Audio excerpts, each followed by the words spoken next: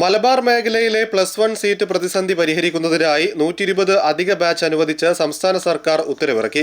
ഒരു ബാച്ചിൽ 60 വിദ്യാർത്ഥികൾക്കാണ് പ്രവേശനം. പാലക്കാട് 30, മലപ്പുറം 60, കോഴിക്കോട് 20, കാസർഗോഡ് 10 എന്നീ ജില്ലകളിലാണ് താൽക്കാലിക അധിക ബാച്ചുകൾ അനുവദിച്ചത്.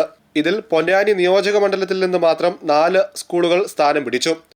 Pavittappuram girls high school, PCNGHSS Mookkuthala, Kokkur government higher secondary school, Puthuponnani MI girls എന്നീ സ്കൂളുകൾക്കാണ് ഓരോ സയൻസ് ബാച്ച് അധികമായി അനുവദിച്ചിട്ടുള്ളത്. പൊന്നാനിയിലെയും പരിസര പ്രദേശങ്ങളിലെയും +1 സീറ്റ് പ്രതിസന്ധിക്ക് ഇതൊരു താൽക്കാലിക പരിഹാരമാണ്.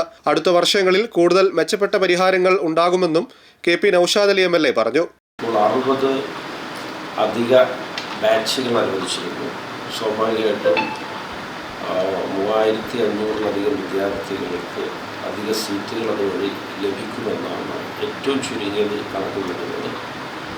ഇതോടുകൂടി മലപ്പുറം ജില്ലയിൽ പാസ്സായ മുഴുവൻ വിദ്യാർത്ഥികൾക്കും പഠിക്കാനുള്ള സാഹചര്യം ഉണ്ടായി എന്ന് നമുക്ക് വിലയിരുത്താവുന്നതാണ്. തീർച്ചയായിട്ടും അത് 60 അധിക ബാച്ചുകളിൽ 4 എണ്ണം പൊന്നാനിയിൽ അനുവദിക്കപ്പെട്ടിട്ടുണ്ട്. അത് പൊന്നാനിയിലും ചങ്ങരംകുളത്തുമായിട്ട് അത് അനുവദിക്കപ്പെട്ടിട്ടുണ്ട്.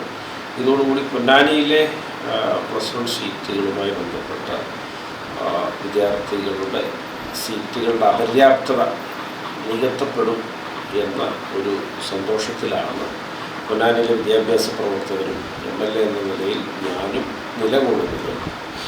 ഞാൻ നാളെ വൈകുന്നേരം 7 മണിക്ക് പൊന്നാനിയിൽ +1 സീറ്റിനായി എന്നെ സമീപിച്ച വിദ്യാർത്ഥികളെയൊക്കെ ഞാൻ എൻ്റെ ഓഫീസിലേക്ക് വിളിച്ചു വരുത്തിയിട്ടുണ്ട്. അപ്പോൾ അതിൽ നിർഭാഗ്യവശാൽ ചില ആളുകളൊന്നും തീരദേശത്ത് നമ്മുടെ ചില കുഞ്ഞുങ്ങളൊക്കെ ഇതുവരെ അപേക്ഷ പോലും നൽകാത്തൊരു സാഹചര്യമുണ്ട്.